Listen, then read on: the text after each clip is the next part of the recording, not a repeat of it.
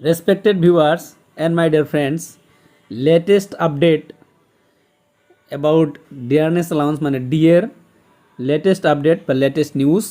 কিমান পাৰ্চেণ্ট বাঢ়িল চেণ্ট্ৰেল গভৰ্ণমেণ্টৰ এইটো এলান হ'ব বা ঘোষণা হ'ব চেণ্ট্ৰেল গভৰ্ণমেণ্টৰ ঘোষণা হৈছে কিমান পাৰ্চেণ্ট ডিএ বাঢ়িল ষ্টেট গভৰ্ণমেণ্ট যেহেতু অসম গভৰ্ণমেণ্ট চেণ্ট্ৰেল গভৰ্ণমেণ্টকে ফ'ল' কৰে গতিকে ষ্টেট গভৰ্ণমেণ্টও চেম ডিএ পাৰ্চেণ্ট বাঢ়িব তো আজিৰ ভিডিঅ'ত আলোচনা কৰিম কিমান পাৰ্চেণ্ট বাঢ়িল আৰু কিমান কেতিয়াৰ পৰা এইটো ইমপ্লিমেণ্ট হ'ব সো ভিডিও একেলগে চাব এণ্ড ওৱান ৰিকুৱেষ্ট ইউ চেনেলটো নহ'লে ছাবস্ক্ৰাইব কৰি দিব so let's start the video'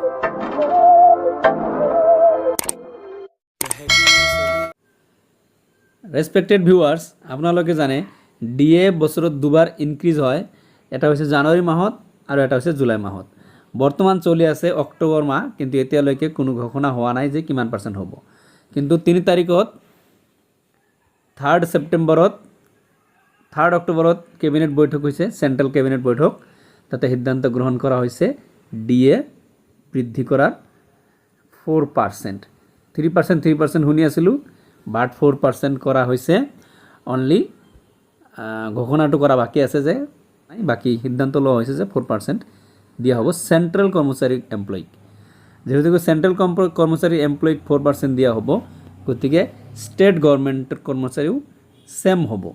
কারণ অসম গভর্নমেন্টে সেন্ট্রাল গভর্নমেন্টকে ফলো করে স্টেট গভর্নমেন্টেও 4% দিব যেহেতু সেন্ট্রাল গভর্নমেন্টর লগত অসম গভর্নমেন্টর সম্পূর্ণ স্যালারি স্ট্রাকচার প্রায় মিলে আর ডিএটো একেবারে সেম রাখে তো গতিকে স্টেট গভর্নমেন্টকে 4% পাব ন্যাশনাল মিডিয়ার নিউজ হিসাবে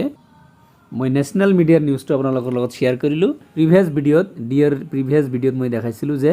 জুলাই মাহত 3.67 যেটো মুদ্ৰাস্ফীতি হাৰ সেইকাৰণে 3% হোৱাৰ চান্স আছে বাট যেহেতু 67 50 পাৰ হৈ গৈছে মই তাতেও কৈছিলোঁ যে 3.67 মানে অৰ্থাৎ 4% দিয়াৰ সম্ভাৱনা আছে গতিকে 4% দিছে আজিকালিৰ ভিতৰতে ঘোষণা হৈ যাব পূজাৰ আগতে ঘোষণা হৈ যাব আৰু 3 মাহৰ এৰিয়াৰ পাব আপোনালোকে area from July August and September এই 3 মাহৰ এৰিয়াৰ আপোনালোকে অক্টোবৰৰ মাহৰ দৰমহাৰ লগতে পাই যাব তো ইয়া ডেফিনেটলি আপোনালোকৰ কাৰণে এটা গুড নিউজ সো ফ্ৰেণ্ডছ আজিৰ ইনফৰমেশ্যন ইমানতেই ভিডিঅ' শেষ কৰিছোঁ থেংক ইউ ফৰ ৱাচিং দ্য ভিডিঅ'